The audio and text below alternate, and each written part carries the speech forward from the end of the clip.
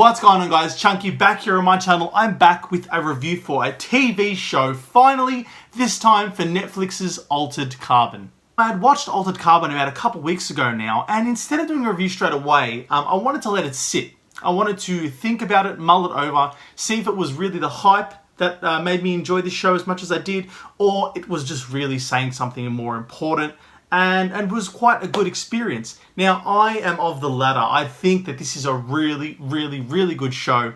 Heavily underrated, doesn't get enough attention, probably didn't get enough hype anyway, but I'm here to tell you guys why you should definitely watch Altered Carbon. Now, the brief premise is not so brief. While it's really hard to explain the TV show in general to anyone that wants to watch it, there is a lot of back story, there's a lot of lore.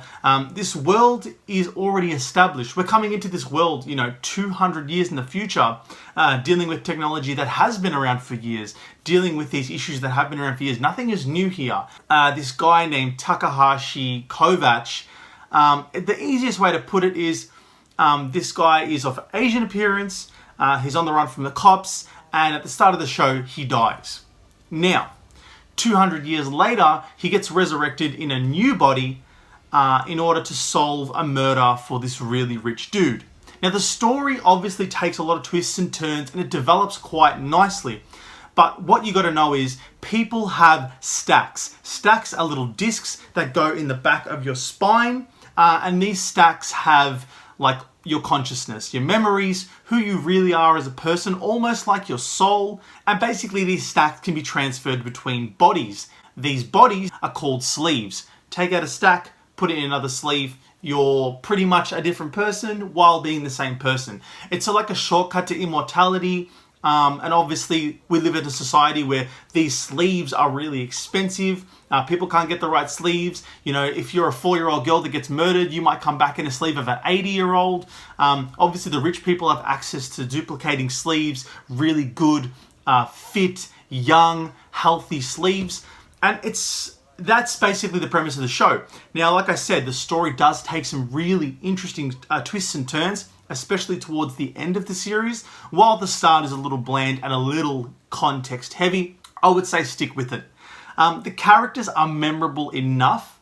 Kovacs' character, now Kovacs as you know him throughout the majority of the series, is good enough. He's a bit bland, he's a bit emotionless, but I get where they're going with it because it allows the character to open up. But you try to pry that emotionless kind of shell away is really what the show's getting at. And for that, I appreciate it. Being a Blade Runner light of sorts, I really like the setting and the visuals. I think the cinematography could have shown more, could have really fleshed out the city because it looks so dense, it looks so colorful and lively that they didn't really show enough of it. I just think they showed us a couple scenes here and there, and then we just kind of are expected to see, oh, okay, this is just like Blade Runner. We'll just get that in our heads and that's how we'll see the show. I thought the show should have built its own world up more instead of being that Blade Runner-esque kind of ripoff, because it does have its own things to say, even though it's strangely like Blade Runner with kind of artificial bodies and consciousness and what's real, what's not real. I appreciate all that stuff. It's probably what makes it as deep as it is, by actually borrowing off something like Blade Runner while not copying it. But yeah, there are a few flaws. The pace at the start of the show is a lot slower than the end of the show. You get that with a lot of shows, but usually the introduction is enough to really engage you. I think here you get that sort of engagement midway through the series. I'd say episode 4 or 5.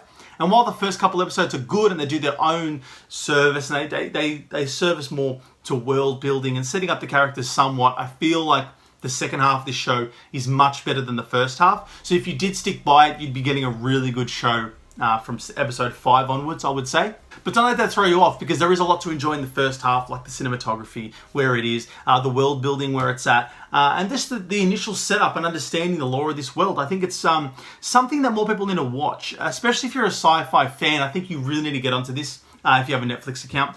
Even if you are a fan of action shows, get onto this. It is different. I don't think it's blown everyone away, but I think it's enough to be a sort of a cult classic and have a cult following and have a small audience that really enjoys it for what it is. It's no Firefly. That's just a damn good show, but this is really, really good in its own right. While I wouldn't give it a must-watch, I'd definitely give it a solid watch. It does a lot of things great, it drops the ball a couple times, but I can definitely forgive it for what it does right. All episodes of Netflix's Altered Carbon are streaming at the moment. Get onto it if you have a Netflix account. I highly recommend it. That's it from me, guys. Thank you for watching today. I hope you enjoyed. If you liked this video, please click that like button down below. If you've seen Altered Carbon or have any thoughts on Altered Carbon, please comment down below. And most of all, guys, please subscribe to the channel. We're almost at 100 subscribers, almost there. Thank you so much for your support so far, and please subscribe once again to keep up with all my upcoming content. This has been Chunky, guys. Thanks for stopping by my world, and I'll see you soon. Take care.